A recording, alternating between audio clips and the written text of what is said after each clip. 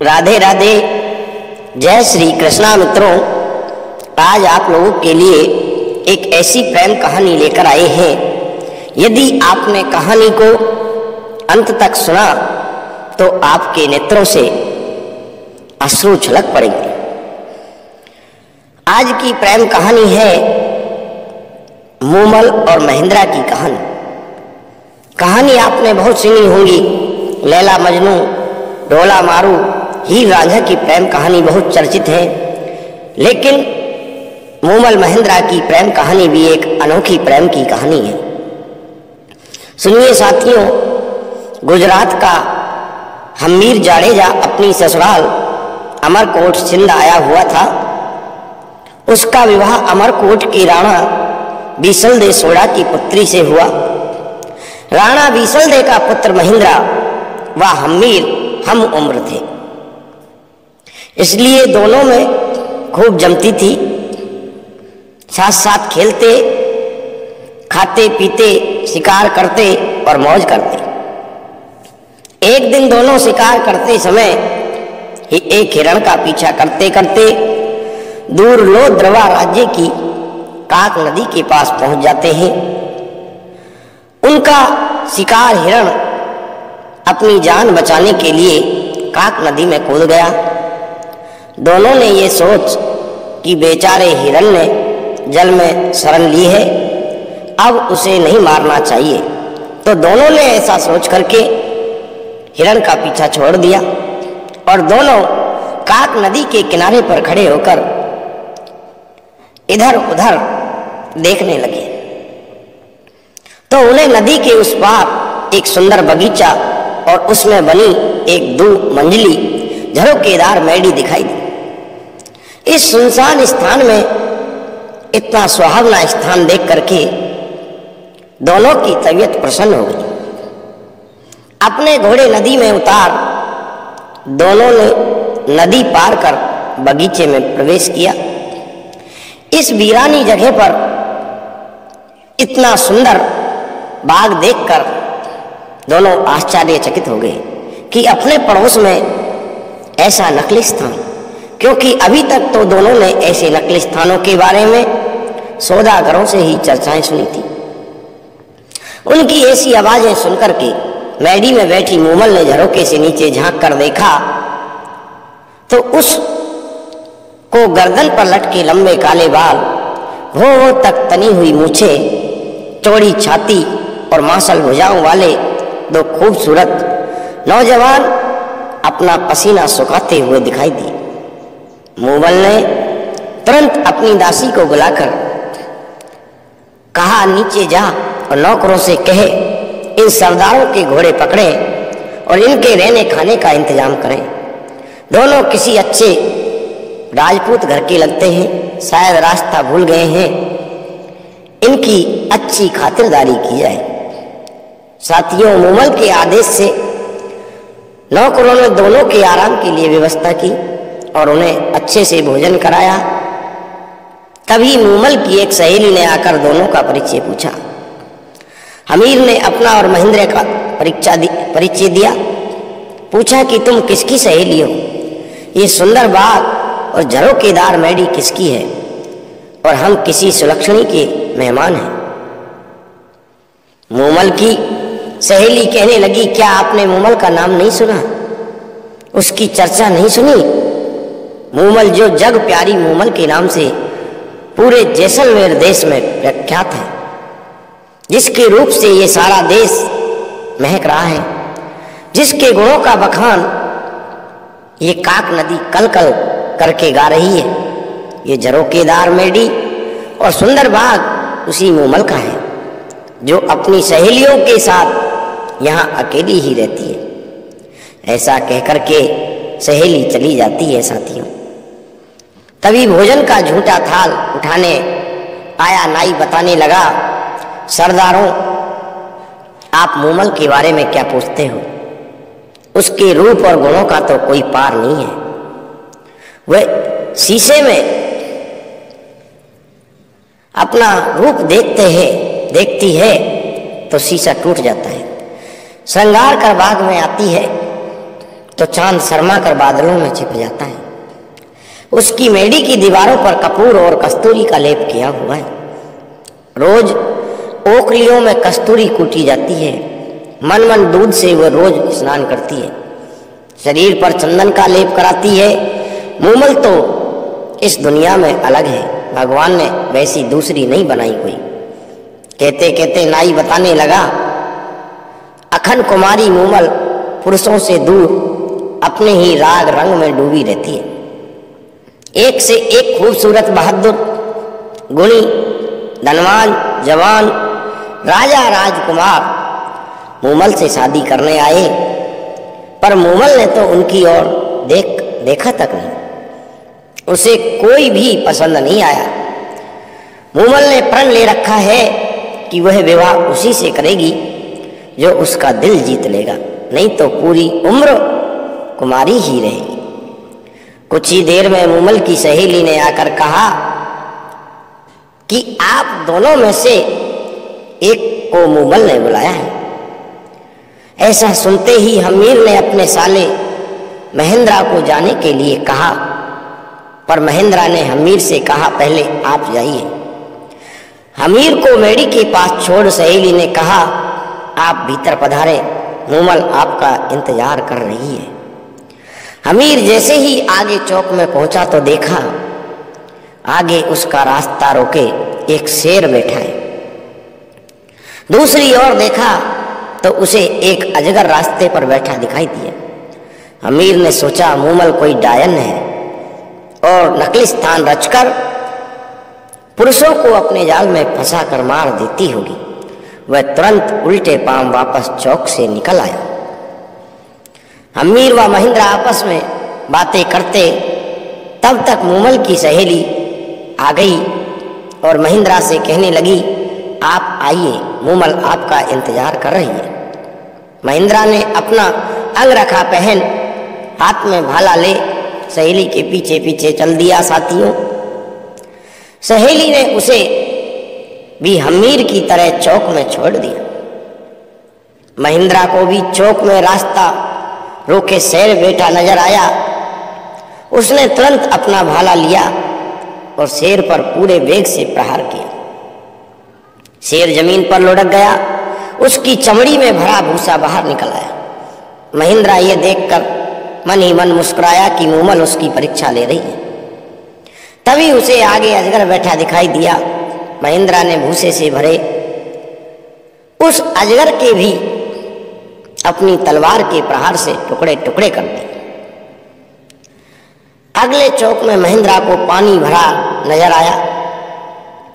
महेंद्रा ने पानी की गहराई नापने हेतु जैसे पानी में भाला डाला तो ठक की आवाज आई। महेंद्रा समझ गया कि जिसे वो पानी समझ रहा है वो कांच का फर्श है। कांच के फर्श पर से पार कर सीढ़ियां चढ़कर मूमल की मेडी में प्रविष्ट हुआ। आगे मूमल खड़ी थी, जिसे देखते ही महेंद्रा ठिठक गया। मूमल ऐसे लग रही थी जैसे काले बादल में बिजली चमकी हो। एड़ी तक लंबे काले बाल मानो काली नागिन सिर से जमीन पर लौट रही। चंपे की डाली जैसी कलाइयां, बड़ी बड़ी सुंदर आंखें ऐसे लग रही थी जैसे मद भरे प्याले हों। तपे हुए कुंदन जैसा बदन का रंग, वक्ष जैसे किसी सांचे में ढाले गए हों, पेट जैसे पीतल का पत्ता हो, अंग अंग जैसे उफन रहा हो। इतनी सुंदर थी मूमल। मूमल का यह रूप देखकर महेंद्रा के मुंह से अनायास ही निकल पड़ा, ना किसी मंदिर में ऐसी मूर्त होगी, ना किसी राजा के रनवास में ऐसा रूप होगा। महेंद्रा तो मूमल को ठगा सा देखता ही रहा। उसकी नजरें मूमल के चेहरे को एकटक देखते जा रही थी। दूसरी ओर मूमल मन में कर ही रही थी, क्या तेज है इस नौजवान के चेहरे पर, और नैन तो नैन क्या खंजर है। दोनों की नजरें आपस में चार हो गई। ऐसी घड़ी की हटने का नाम ही नहीं ले रही थी। आखिर मूमल ने नजरें नीचे कर महेंद्रा का स्वागत किया। दोनों ने खूब बातें की। बातों ही बातों में दोनों एक दूसरे को कब दिल दे बैठे पता ही नहीं चला, और ना ही पता चला कि कब रात खत्म हो गई और कब सुबह का सूरज निकल आया। उधर हमीर को महेंद्रा के साथ कोई अनहोनी ना हो जाए सोचकर नींद नहीं आ रही थी। सुबह होते ही उसने नाई के साथ संदेश भेजा, महेंद्रा को बुलवाया और चलने को कहा। महेंद्रा का मूमल को छोड़कर वापस चलने का मन तो नहीं था साथियों, पर मूमल से ये कहे कि मैं फिर आऊँगा मूमल, बार बार आकर तुमसे मिलूँगा। दोनों वहाँ से चल दिए। हमीर गुजरात अपने वतन रवाना हुआ और महेंद्रा अपने राज्य अमरकोट को रवाना हुआ। मूमल से वापस आकर मिलने का वादा कर महेंद्रा अमरकोट के लिए रवाना तो हो गया, पर पूरे रास्ते उसे मूमल के अलावा कुछ और दिखाई नहीं दे रहा था। वह तो सिर्फ यही गुनगुनाता चला जा रहा था, मारी माड़े चिए मूमल हाली ने अमराणे देश, मेरी माड़ देश की मूमल आओ मेरे साथ अमरकोट चलो, ऐसा गुनगुनाता हुआ जा रहा था। महेंद्रा अमरकोट पहुंच वहां उसका दिन तो किसी तरह कट जाता, पर शाम होते ही उसे मूमल ही मूमल नजर आने लगती। वह जितना अपने मन को समझाने की कोशिश करता उतनी ही मूमल की यादें और बढ़ जाती। वह तो यही सोचता कि कैसे लोद्रवे पहुंचकर मूमल से मिला जाए। आखिर उसे एक उपाय सूझा कि अपने ऊँटों के टोले में ऐसा ऊँट खोजा जाए जो रातों रात लोद्रवे जाकर सुबह होते ही वापस अमरकोट आ सके।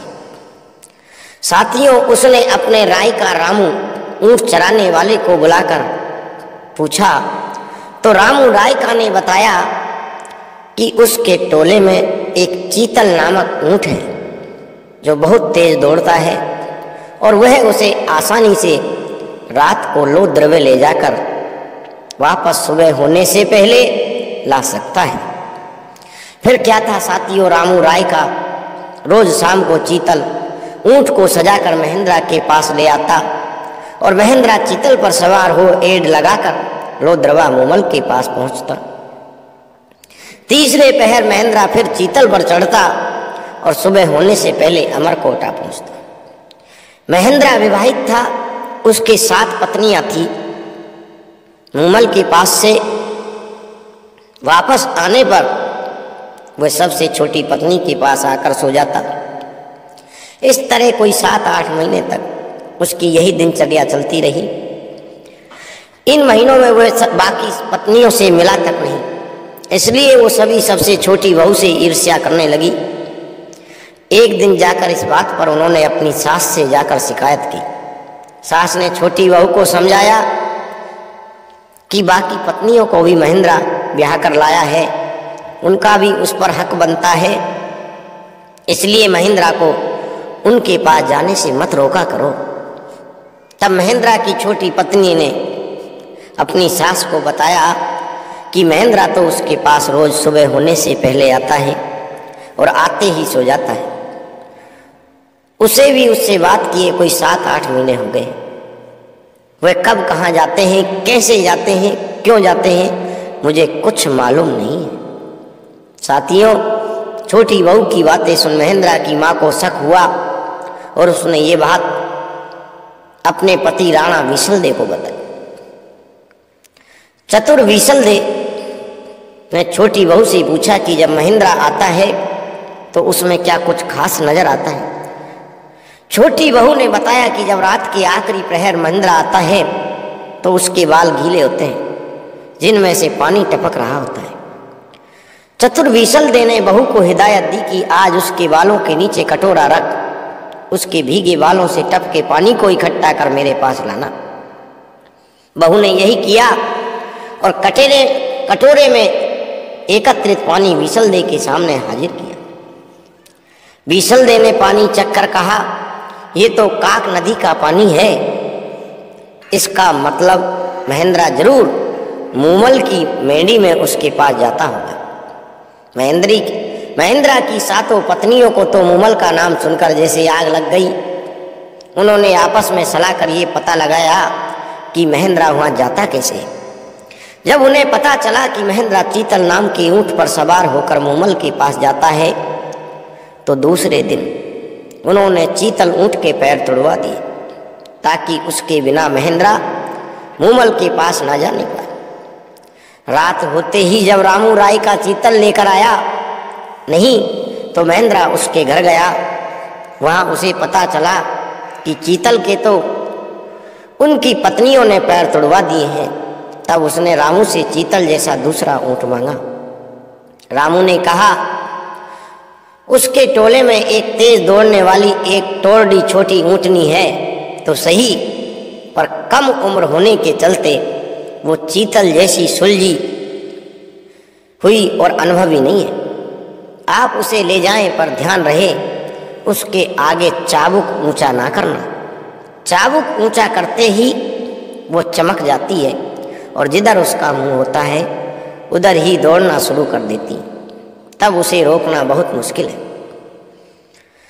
महेंद्रा टोरडी पर सवार हो लोद्रवा के लिए रवाना होने लगा साथियों, पर मूमल से मिलने की बेचैनी के चलते वह भूल गया कि चाबुक ऊंचा नहीं करना है, और चाबुक ऊंचा करते ही टोरडी ने एड़ लगाई और सरपट भागने लगी। अंधेरी रात में महेंद्रा को रास्ता भी नहीं पता चला कि वो कहाँ पहुंच गया।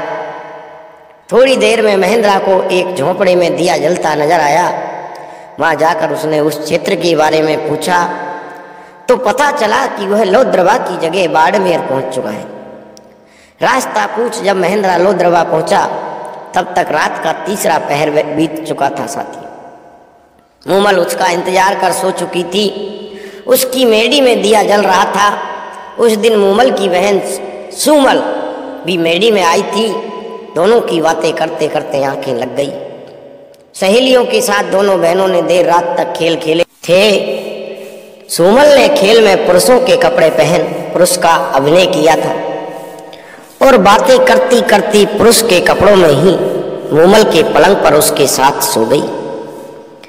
महेंद्रा मूमल की मेडी में पहुंचा। सीढ़ियां चढ़ करके जैसे ही मूमल के कक्ष में घुसा और देखा कि मूमल तो किसी पुरुष के साथ सो रही है। यह दृश्य देखते ही महेंद्रा को तो लगा जैसे उसे एक साथ हजारों बिच्छुओं ने काट खाया।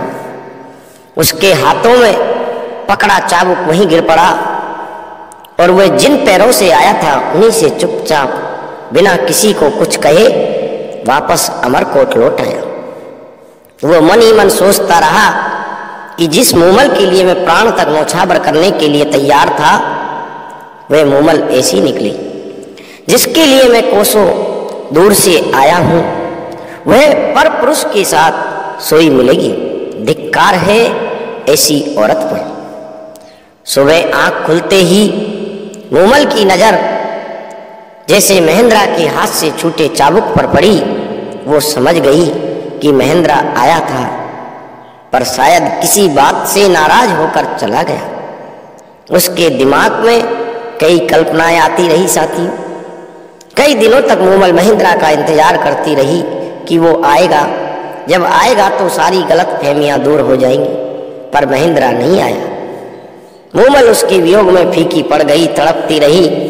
उसने श्रृंगार करना छोड़ दिया, खाना पीना भी छोड़ दिया। उसकी कंचन काया काली पड़ने लगी। उसने महेंद्रा को कई चिट्ठियां लिखी, पर महेंद्रा की पत्नियों ने वो चिट्ठियां महेंद्रा तक पहुंचने ही नहीं दी। आखिर मूमल ने एक ढोली को बुला महेंद्रा के पास भेजा, पर उसे भी महेंद्रा से नहीं मिलने दिया।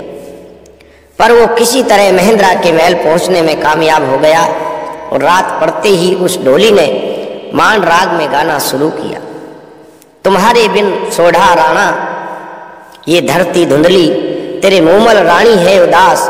मूमल की बुलावे पर असल प्रियतम महेंद्रा अब तो घर आओ।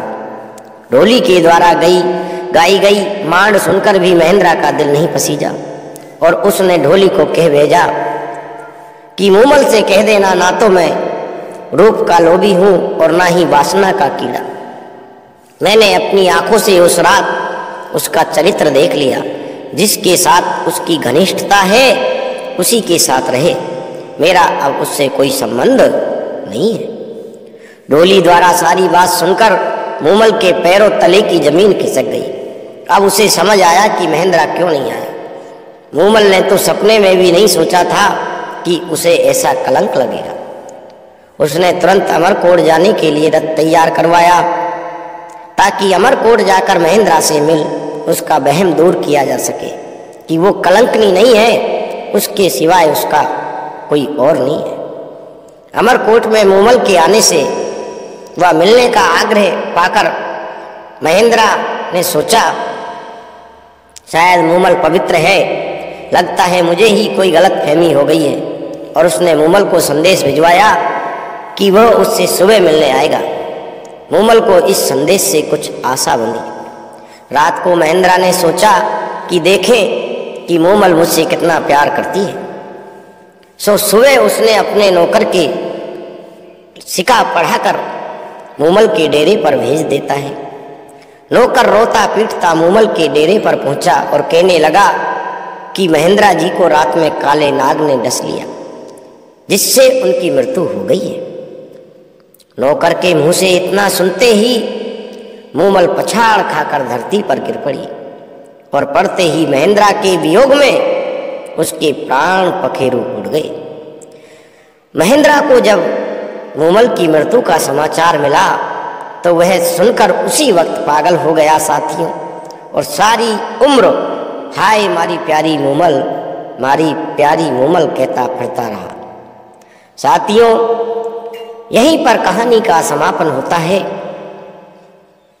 और प्यार हमेशा लोगों के दिलों में जिंदा रहा है और जिंदा रहेगा।